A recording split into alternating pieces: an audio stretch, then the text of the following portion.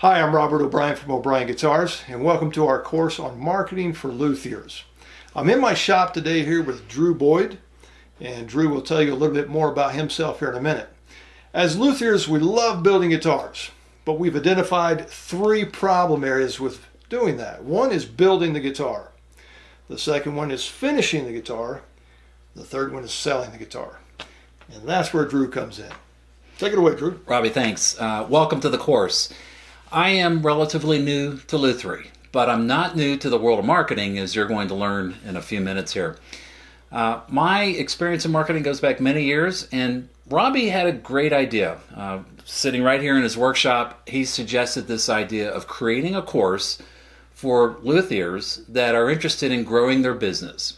And that's what this course is going to be all about. How to market your guitar, how to sell them, how to price them, and I'm going to explain all that in the next video.